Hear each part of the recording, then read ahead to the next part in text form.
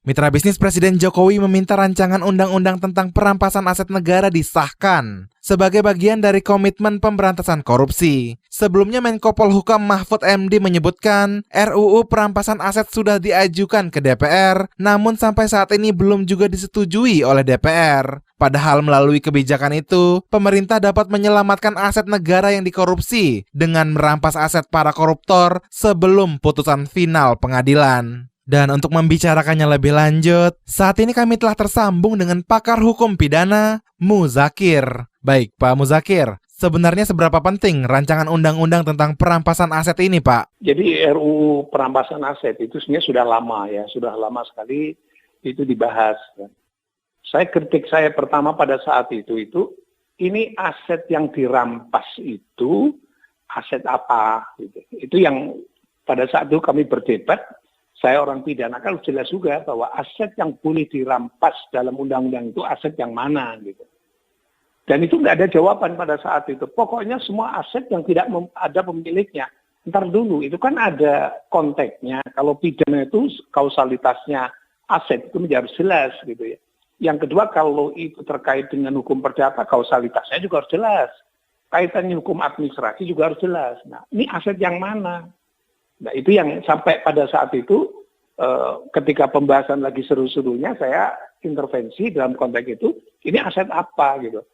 Karena misalnya tadi seperti disinggung, kalau itu aset dari tindak pidana, nggak usah pakai undang-undang ini pun bisa dirampas aset itu, atau istilah bahasanya bisa disita aset itu, bisa dibawa ke pengadilan aset itu, dan nanti pengadilan yang memutus aset itu mau dikemanakan gitu. Ya, jadi kalau itu aset tidak pidana saya kira tidak relevan kalau berbicara tentang hal yang terkait dengan undang-undang tidak pidana perampasan aset karena undang-undangnya KUHP dan undang-undang lain menurut pendapat saya pada saat itu adalah sudah cukup untuk dijadikan dasar hukum untuk melakukan tindakan perampasan aset. Kan syaratnya cuma satu aja kalau dalam hukum pidana aset itu bisa dibuktikan karena dipakai untuk kejahatan, karena berasal dari kejahatan, atau karena hasil dari kejahatan. Minim 3 ini aja kualifikasi sudah cukup, itu bisa dirampas aset itu. Nah, pertanyaan hukumnya adalah akhirnya bergeser. Oke, kalau aset pidana itu tidak masuk kualifikasi itu karena memang undang-undangnya sudah lengkap, komplit, dan itu tinggal profesionalisme penegak hukum saja. Nah, pertanyaannya aset apa yang mau dirampas ini? Akhirnya bergeser dia.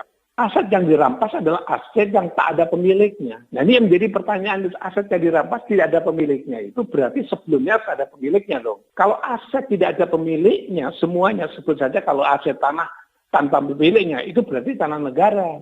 Kalau mau disita kan aset negara juga, kan aneh gitu. Tapi kalau aset tanah-tanah yang semula ada pemiliknya, kemudian bergeser menjadi tidak ada pemiliknya, bolehlah itu mau disita, tapi kan sudah harus bukti jelas sekali kalau negara mau nyita harus ada kausalitas hukumnya. Itu mengapa aset itu disita gitu. Nah, pada saat itu pikiran para pembuatnya itu adalah pokoknya aset tertentu disita, nanti diumumkan, diklaim itu milik negara, kecuali orang itu bisa membuktikan yang sebaliknya gitu. Jadi akhirnya saya katakan kalau itu caranya, itu undang-undang itu membahayakan kehidupan bermasyarakat, kehidupan hukum di Indonesia. Karena dengan mudahnya orang itu disita asetnya, buktikan bahwa ini milikmu. Saya kira kan kalau kita orang di kampung-kampung itu kan tanah bertahun-tahun, sudah berabad-abad, disebut saja itu berpuluh-puluh tahun itu tidak pernah ada namanya pengurusan hak milik. Kalau itu yang terjadi kan enak sekali, negara kan enak sekali bisa merampas aset-aset mereka. Padahal itu adalah aset yang turun-temurun dari nenek moyang mereka gitu. Saya kira itu problematik perampasan aset, sehingga perampasan aset sampai hari ini adalah sulit untuk bisa diklarifikasi duduk masalah yang mau dirampas, mau disita dan dirampas itu aset yang mana, itu sampai sekarang belum ya. Saya ulangi lagi, kalau ada orang yang mengatakan bahwa itu aset korupsi nggak usah dirampas, undang-undangnya sudah ada, tidak perlu pakai undang-undang itu. Jangan sampai jadi kambing hitam itu tindak pidana korupsinya, karena memang itu sudah ada perangkat hukum yang bisa untuk menyita aset hasil tindak pidana korupsi. Saya kira begitu. Jadi undang-undang perampasan aset ini penting tidak, Pak? Kalau menurut saya, urgen atau tidak urgen itu tinggal satu aja. Objek yang dirampas itu aset siapa dan aset yang seperti apa yang bisa dirampas dengan aset undang-undang perampasan aset itu gitu. Itu yang harus jelas dan pasti sebagai negara hukum Indonesia harus jelas dan pasti aset yang bisa dirampas itu aset seperti apa gitu. Taruhlah misalnya undang-undang pajak dia tidak bayar pajak, undang-undangnya sudah ada. Asetnya dirampas dalam rangka untuk membayar pajak. Itu sudah ada semuanya undang-undang. Jadi istilah bahasanya kalau itu berasal dari hukum pidana, menurut pendapat saya itu sudah terang dan jelas. Demikian pakar hukum pidana Muzakir. Saya Ari Yudhistira.